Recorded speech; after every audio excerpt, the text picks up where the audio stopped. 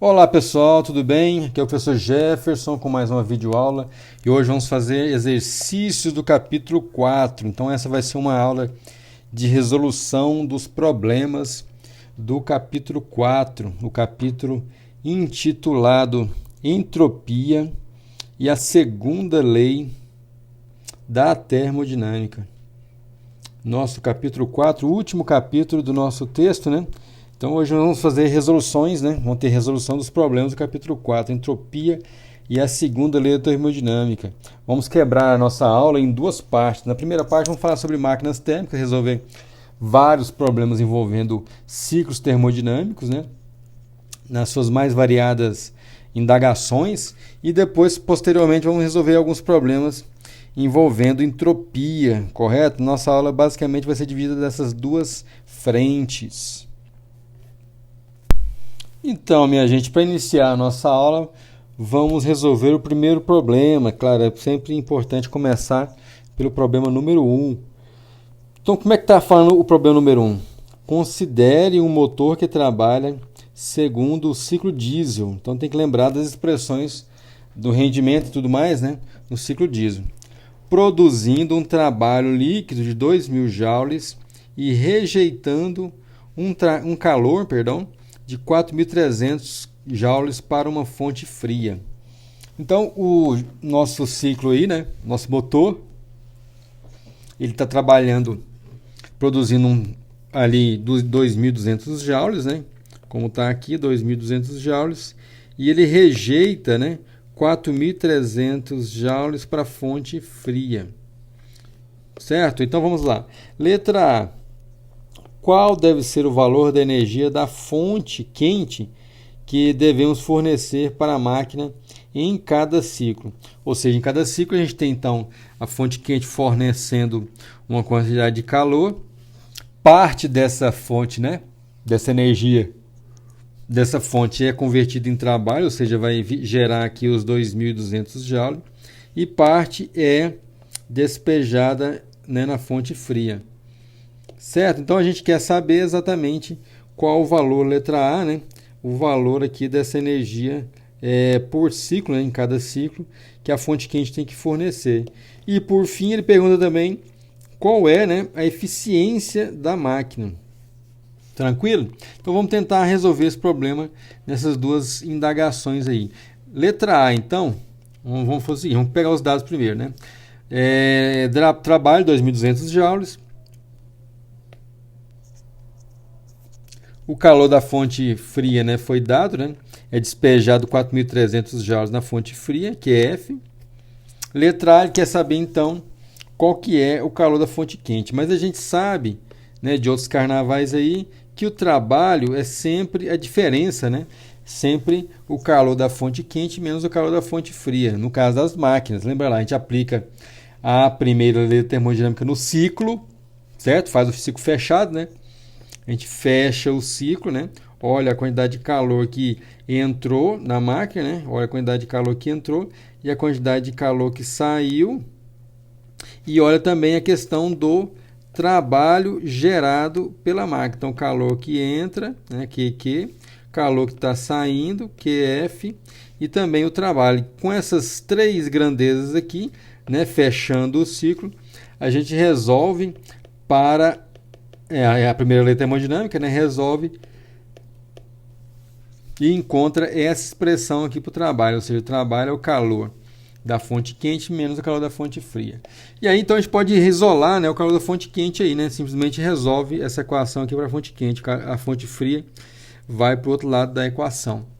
Então o calor da fonte quente fica sendo a soma, né, do calor da fonte fria mais o trabalho, W mais QF. Então, resolvendo isso aí numericamente, vai ficar o trabalho, que é 2.200 joules, mais a fonte fria, que é 4.300 joules. A gente encontra um resultado que é QQ, né, o calor da fonte quente, igual a 6.500 joules. A letra B, ele quer saber a eficiência da máquina, né? Mas a eficiência a gente sabe escrever ela como sendo trabalho dividido pelo calor da fonte quente, ou seja, o que é retirado da máquina, né, A maneira de a gente lembrar disso é assim, é pensar que eficiência é o que a gente consegue retirar em termos de energia útil da máquina, né, dividido pelo que foi fornecido. E aí a gente espera, né? Espera não, a gente gostaria, né? A gente idealiza, né? Talvez seja a palavra correta. Idealiza que toda a energia fornecida para a máquina, né, vai ser convertida, poderia ser convertida em trabalho. Nós gostaríamos, né, que isso ocorresse, mas a gente sabe que isso é impossível. E aí, se isso ocorresse, idealmente a gente teria uma eficiência máxima aí de 1, ou seja, 100%, né? 100% do que é fornecido para a máquina é convertido em trabalho útil. Beleza? E a gente vai então calcular isso, né? O trabalho é 2.200 dividido pelo QQ, que é 6.500 joules. A gente cancela as coisinhas que tem que cancelar. Joule com joule, zeros aí cancela. Vou ficar finalmente com a eficiência igual a 34%, né? Então a análise que se faz desse número é, ou seja, né, 34% de toda a energia, né, ou seja, 34% desse camaradinho aqui, o QQ, é que vai, né, para o trabalho, ou seja, um percentual muito pequeno, né? Um percentual pequeno aí do calor da fonte quente é que vai para o trabalho.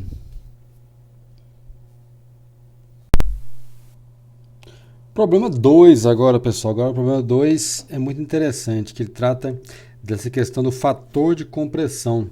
Lembrem lá qual que é a ideia do fator de compressão? Se nós temos então um pistão, né, ali contendo um gás, e esse pistão é justamente o cilindro lá do motor Otto, então a razão R, né, do máximo volume, imagina lá, você tem um volume do cilindro aqui, então ele está aqui na posição de máximo volume, né, vamos imaginar aqui máximo volume, e aqui depois uma situação de mínimo volume, né, só para a gente entender a ideia. Então essa situação de máximo volume aqui, vamos pensar aqui um volume V', dividido pelo volume V duas linhas, vai dar para a gente aí exatamente o fator R, né?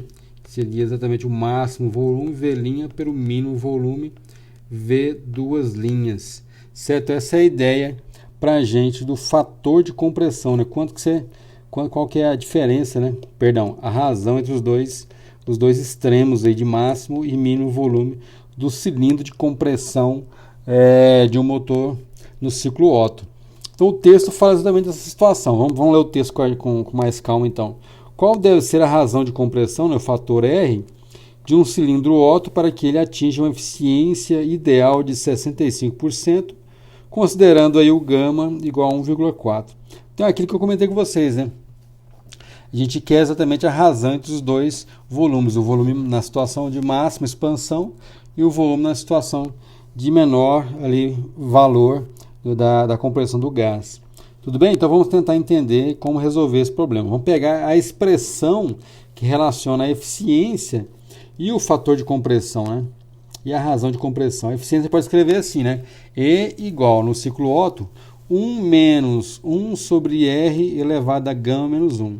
Então esse aí para a gente é a expressão da eficiência do ciclo Otto, né, em termos lá da razão R, né? Então a gente tenta, na nossa dedução, nós tentamos ao máximo enxugar a nossa expressão da eficiência e escrevemos ela em termos aqui da razão de compressão R e do fator gama, né? Nosso fator gama.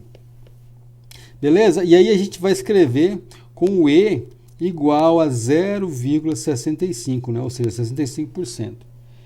E esse gama, como vocês já sabem, vale 1,4, que é o valor do gama para esse caso. Ele quer saber o valor do R, então o R é a pergunta nossa, né? Como é que a gente encontra o R? Essa é a nossa dúvida. Então vamos reescrever a expressão. Então 1 sobre 1 menos R vai ser igual a 1 menos Z. O que a gente está fazendo aqui? Nós simplesmente pegamos a expressão de cima, essa aqui de cima, e trocamos o valor do R, né? Aqui o E troca no lugar com onde está o R. Então esse camarada que está positivo vai para o outro lado e o E vem negativo, por isso fica 1 menos E, né? E o lado esquerdo, perdão, o lado direito foi para o lado esquerdo positivo, tá? Negativo foi positivo. E ficamos com essa expressãozinha aqui. Aí o que acontece? A gente tem que isolar exatamente o R, né? O R que está aqui embaixo. O que nós vamos fazer? Nós vamos pegar essa expressão do lado esquerdo, pegar isso aqui e escrever ela como sendo R, né, no numerador elevado a 1 menos gama. Só isso. Então vamos fazer no lado esquerdo R elevado a 1 menos gama, que é o inverso, né? Exatamente esse termo que quando vai para cima fica R elevado a 1 menos gama. A gente pode escrever das duas formas. Isso aí é igual a 1 menos a eficiência E. Tudo bem? Agora a gente pode fazer o seguinte, vamos escrever o R da seguinte forma, vamos elevar os dois lados dessa primeira equação, levo o lado esquerdo, o lado direito, a 1 sobre 1 menos gama, para fazer o quê? Dessa forma esse termo vai cancelar com esse termo de cá, aí tem que levar os dois lados também, leva o lado direito também, elevado a 1 sobre 1 menos gama. Vamos fazer isso para a gente ter o nosso resultado desejado, que é o fator R.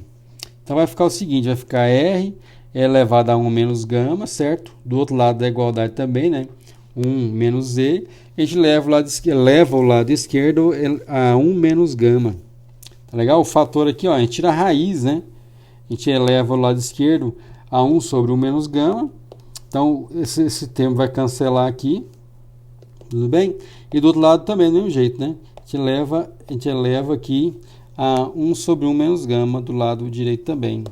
Perfeito? Aí o que acontece é que esse termo aqui vai cancelar com esse, deixando isolado o nosso R. Então o resultado vai ser R igual a 1 menos a eficiência elevado, né? Elevado a 1 sobre 1 menos gama.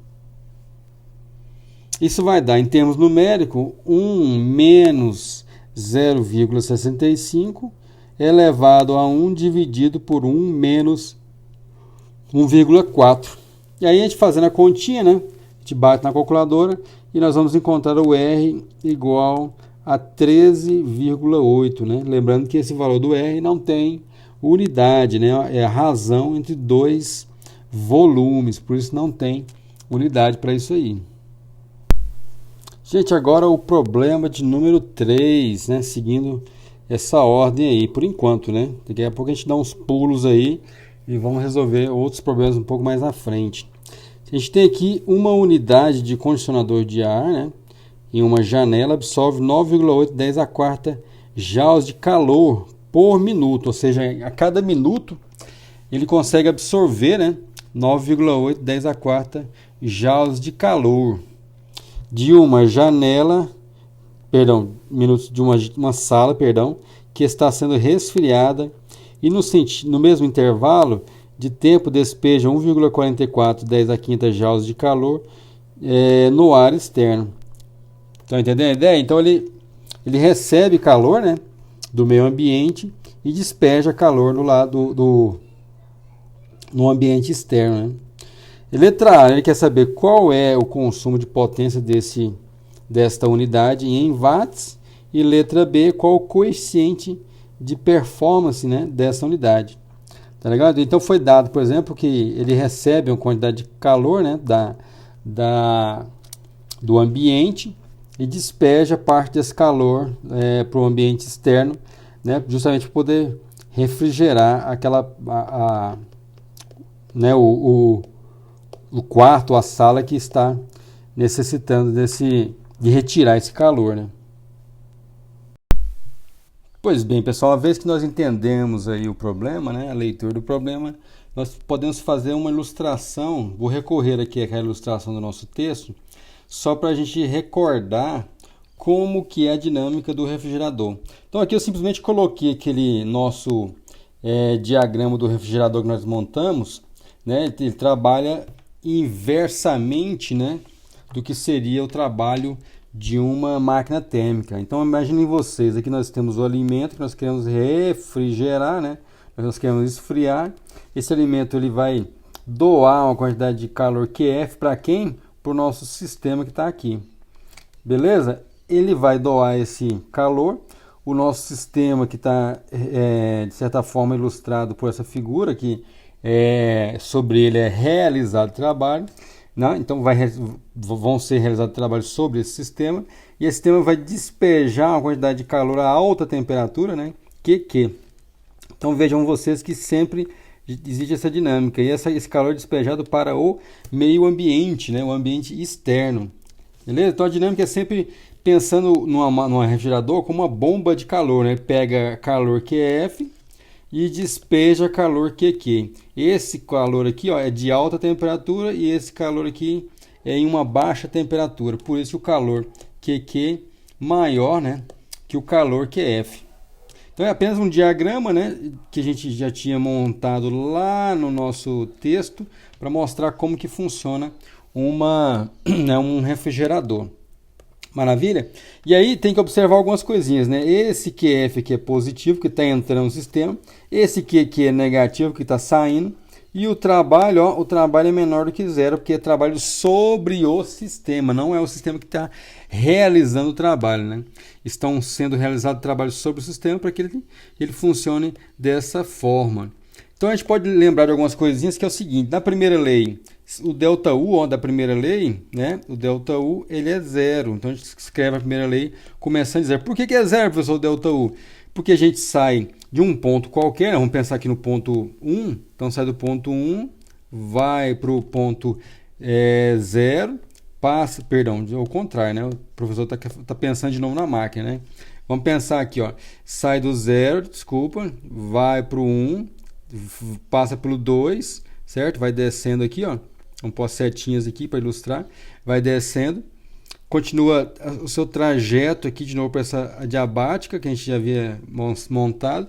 Depois sobe novamente para chegar lá no ponto 0 de novo. Ou seja, a gente saiu de um ponto, ó, saiu do ponto, né, P0, V0 e T0 e voltou para ele novamente. Então o ΔU nesse trajeto todo é zero. Então por isso que a gente parte, né, sempre do ΔU igual a zero, quando a gente tem um ciclo termodinâmico, a gente sai fechando esse ciclo e vai retornar para o ponto que estava nele novamente. Então aqui é zero, zero igual, né? Qual que é o calor? Vai escrever o calor agora. Qual que é o calor? Calor QF positivo menos o QQ, né? Então o calor QF é positivo menos o calor que sai, ó, negativo. Tudo bem? Isso aí tem que ser menos o trabalho, mas o trabalho, ó, trabalho negativo. Ai, Jesus, o trabalho é negativo, então tem que aparecer um menos aqui. Se aparece esse menos, um menos cancela o outro. A gente vai ficar então com uma equação que é o seguinte: o trabalho vai ser o QQ, né, menos o QF. Olha lá, o QQ menos o QF. É a mesma expressão que a gente obteve lá no caso, né, da máquina térmica. A gente acaba chegando a uma conclusão apenas dos valores, das magnitudes, né? As magnitudes são sempre iguais. Se a gente fizer uma inversão aqui, ó, a gente vai querer observar que o QQ acaba sendo a soma dos dois, né? É o W, né, mais o QF. Se você quiser escrever assim também, não é verdade? Basta pegar esse QF e colocar do outro lado. Lembrem-se de brincar bastante com essas expressões, né? Isso ajuda a gente a entender dessa dinâmica toda, a entender um pouco mais sobre o que está acontecendo. Maravilha, gente?